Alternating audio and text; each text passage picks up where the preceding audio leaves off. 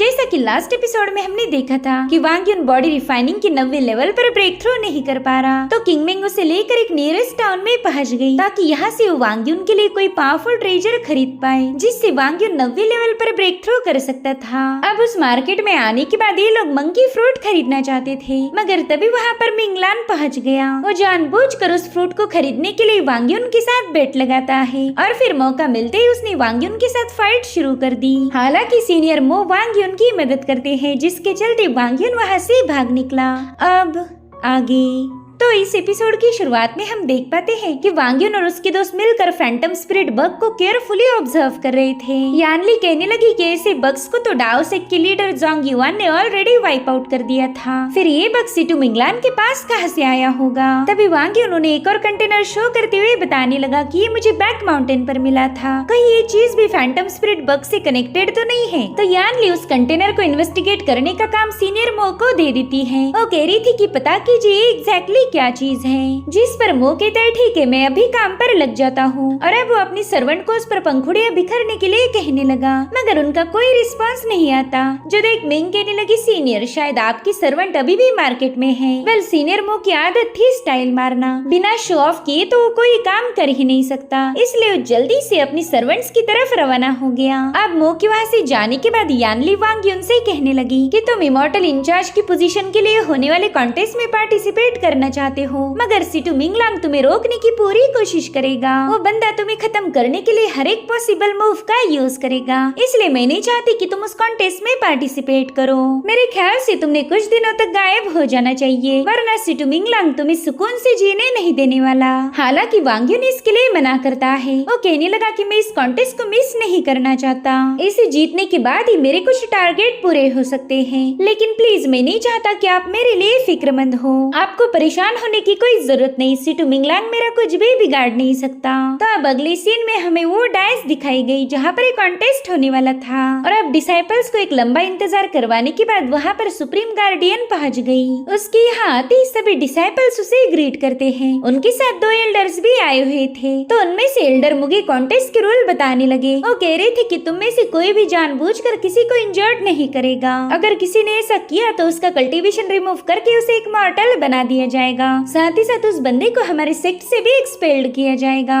तो चलो अब इस कॉन्टेस्ट को शुरू किया जाए। एल्डर्स के अनाउंसमेंट होते ही एक बंदा डाइस पर उतर जाता है। वो सबको बता रहा था कि मैंने कई साल कड़ी मेहनत की है और मेरी ये जर्नी मुश्किलों से भरी हुई थी, लेकिन आज ये कॉन्टेस्ट जीतकर मेरी कई सालों की मेहनत सफल हो जाएगी। सो प्लीज आप में से कोई भी आकर मुझे चैलेंज कर सकता। तब एक बंदा उस पर हमला करने के लिए रवाना हो गया। वेल इन दोनों का मुकाबला किंग मिंग को तो काफी ज्यादा बोरिंग लग रहा था। अब एक के बाद एक डिसाइपल ट्रायल से एलिमिनेट हो रहे थे, जो देखकर मिंग वांग युन से कहने लगी कि ट्रायल तो शुरू हो चुकी है, लेकिन तुम्हारा कल्टीवेशन खत्म होने का नाम नहीं ले रहा। जिस पर वांग युन कहता है कि मैं अपना समय बर्बाद नहीं करना चाहता, अगर मुझ में जरा भी इम्प्रूवमेंट हुई तो वो भी मेरे काम आएगी। जो सुनकर मिंग उससे पूछती कि जरा मुझे बताओ कि तुम डोंग्यू किंगडम में जाने के लिए इतने बेकरार क्यों हो। जिस पर वांग युन जवाब देते हुए बताने लगा कि डोंग्यू किंगडम मेरा घर है और मैं कई सालों से वहाँ पर जा नहीं पाया, मगर अब घर वापस जाने का वक्त हो चुका है। और फिर वांग यू भी ट्रायल डाइस पर पहुंच गया। उसका ओपोनेंट कह रहा था भाई तुम्हारी हालत तो देखो, तुम कितने ज्यादा स्किनी हो, अगर मैंने तुम्हारी पिटाई कर दी तो तुम तुरंत ही रोना शुरू कर दोगे,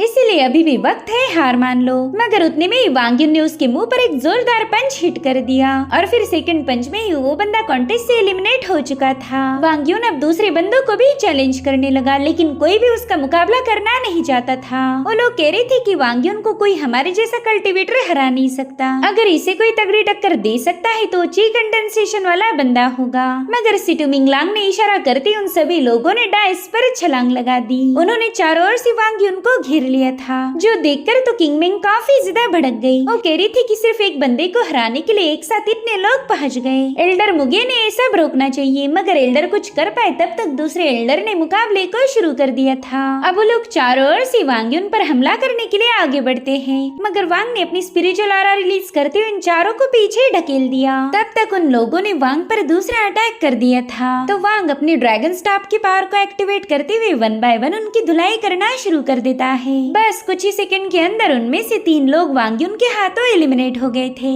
और बाकी बचे एक बंदे को वांग्युन अपने ड्रैगन स्टाफ से अटैक कर डाइस से दूर फेंक देता है। तो इस तरह से वांग्युन ने बड़ी आसानी के साथ इस मुकाबले को जीत लिया था। जो देखते एल्डर उसे कांग्रेचुलेट करते हुए विनर अनाउंस कर देते हैं।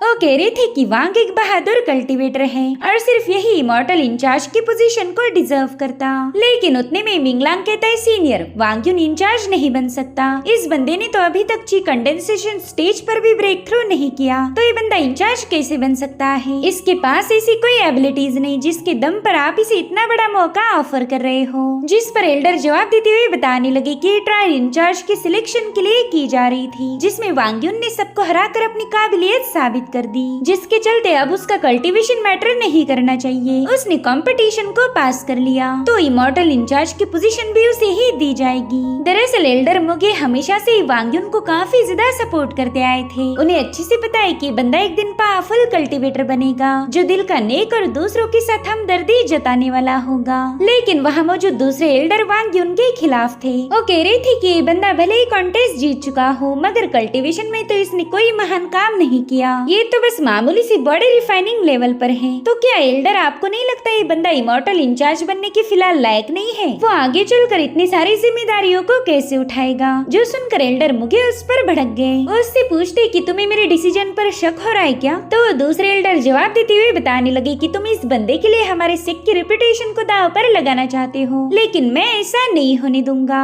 अब डिसाइपल का तो छोड़ो, इन एल्डर्स में ही झगड़े लग गए थे। वहीं पर सुप्रीम गार्डियन इन दोनों को इग्नोर करते हुए सिटो मिंगलांग से कहने लगी कि तुम ची कंडेंसेशन के सेकंड लेवल पर हो, शायद तुमने कई साल मेहनत की है। जिस पर मिंगलांग कहने लगा, मास्टर ये सब तो आपकी गाइडेंस के अलावा इम्पॉसिबल था, आप तो मेरी रोल मॉडल हो। दरअसल मिंगलांग इस बंदी को जम के मस्का मार रहा था और उसकी ये मूव काम भी कर गई। सुप्रीम गार्डियन उससे कहती, चलो तुम वांग्युन का मुकाबला करो, मैं देखना चाहती हूँ कि तुमने इतने सालों में कौन सी एबिलिटीज को मास्टर किया है। जो सुनते ही मिंगलांग तुरंत ही डाइस पर कूद गया। इसे तो बस बहाना चाहिए था वांग्युन से पंगा लेने का, और आज तो उसे सुप्रीम गार्डियन का भी सपोर्ट मिल चुका था। इसलिए वो कहने लगा, वांग्युन उस दिन डुबाओ वैली में तो तू मेरे हाथ से बच के भाग निकला, लेकिन इस बार कोई तेरी मदद नहीं करने वाला। जिस पर वांग्युन कहने लगा, तुझे फाइट ही करनी है ना तो फाइट कर, बेवजह की बकवास करने की कोई जरूरत नहीं। और उसके ऐसा कहते साथ ही मिंगलांग अपनी सोड घुमाते हुए कहने लगा कि चल देखता हूँ तेरी सोड भी तेरी जबान जैसी तेज है या फिर वो भी यूजलेस है। उतने में ही वांग्युन ने उस पर गोल्डन फ्लेम सोड का यूज करते हुए हमले करना शुरू कर दिए, जिसे मिंगलांग ने पियर्सिंग थंडर का यूज करते हुए काउंटर कर ये दोनों आपस में भिड़ गए थे। जिसके बाद इन दोनों में एक जोरदार क्लैश होकर ये दोनों पीछे ढकेले गए और अब यहाँ पर हमें एक जबरदस्त मुकाबला देखने को मिलता है। मिंगलांग अपनी थंडर पावर को समन करते हुए कह रहा था कि तू मेरे सामने कुछ भी नहीं, आज मैं ये बात सबके सामने साबित कर दूंगा। और उसके ऐसा कहते साथ ही आसमान में पावरफुल थंडर जमा होने लगी, जो कि सीधे मिंगलांग की सोड के साथ मर्ज हो रही थी। इसी डिवाइन थंडर का यूज करते हुए मिंगलांग ने अपनी सबसे स्पेशल थंडर स्टॉर्म टेक्निक को एक्टिवेट कर लिया। उसके डोमिनेटिंग अटैक के सामने वांग्युन थोड़ा सा कमजोर पड़ गया था। अब वो अपने ड्रैगन स्टाफ का यूज करते हुए इस जबरदस्त फ्लो को रोकने की कोशिश करने लगता है, लेकिन उसकी डिफेंस इतनी ज्यादा खास नहीं थी कि मिंगलांग के थंडर को रोक पाए। वहीं पर मिंगलांग कह रहा था कि लास्ट टाइम अगर सेक्ट लीडर मुझे नहीं रोकते तो तू कब का मेरे हाथों मारा जाता। उन्हीं की बदौलत तो 1 साल जिंदा रह पाया। तूने तो मेरा शुक्रिया अदा करना चाहिए कि मैंने सेक्लूजन में आकर तुम पर हमला नहीं किया। इधर वांग्युन भी उसकी बड़ी बड़ी बातें सुनकर पक गया था। वो कहता है कि मैं तेरे रहमतुल्लाह जिंदा नहीं रहा, बल्कि मेरी किस्मत ने मेरा साथ दिया था। और अब वो भी अपनी ड्रैगन स्टाफ की पावर को एक्टिवेट करते हुए अपनी powerful move open the heavens का यूज कर उस पर हमला कर देता है। वांग्युन के तो एक ही अटैक में मिंगलांग बुरी तरह से घायल होकर जमीन पर पटक गया था। ये सब देखकर तो किंग मेंग और वांग्युन के मंकी डावी की खुशी का कोई ठिकाना नहीं था। वो कह रहे थे कि फाइनली हमारा वांग युन जीत चुका है। मगर उनकी खुशी ज्यादा देर तक टिक नहीं पाई क्योंकि मिंगलांग दोबारा से उठ खड़ा हो गया और जोर जोर से हंसते हुए कह रहा था कि मुबारक हो वांग युन, तुम मुझे गुस्सा दिलाने में कामयाब हो गए। अब आगे जो होगा इसके जिम्मेदार तुम खुद होंगे। और फिर मिंगलांग ने थंडर डीमन पोजीशन मूव को एक्टिवेट कर लिया, जिससे मिंगलांग का पूरा लुक ही बदल गया था। अब वो अपनी सोड को समन करते हुए अपने फाउंडेशन पोस्चर को रिवील कर देता है, जिसे देखते ही अरीना में मौजूद लोग काफी ज्यादा हैरान हो गए। वहीं पर यानली भी उस पर भड़क गई थी। वो कहती, मिंगलांग तुम्हारी इतनी हिम्मत कैसे हुई कि तुम डूशियन प्लेटफॉर्म पर अबैंडन डिमोनिक आर्ट का यूज करो, ये हमारे सेट के खिलाफ है। अब यानली उस पर अटैक करने वाली थी कि तभी सुप्रीम गार्डियन ने अपनी पावर्स का यूज करते हुए उस पर हेवी प्रेशर रिलीज करना शुरू कर दिया। वो कहने लगी कि जब तक मैं ना बोलूं तब तक कोई भी इस मुकाबले में इंटरफेयर नहीं करेगा। इधर मिंगलांग जोर जोर से हंसते हुए इस मौके के मजे उठा रहा था। वो कह रहा था, वांग युन, तुझे खत्म करने के लिए तो मैं एक डीमन भी बन सकता हूँ। और अब वहाँ पर थंडर काफी तेजी से बरसने लगा। वहीं पर वांग युन जितनी तेजी से हो सके उतनी तेजी के साथ यहाँ से वहाँ मूव होकर उस थंडर अटैक से बचने लगा।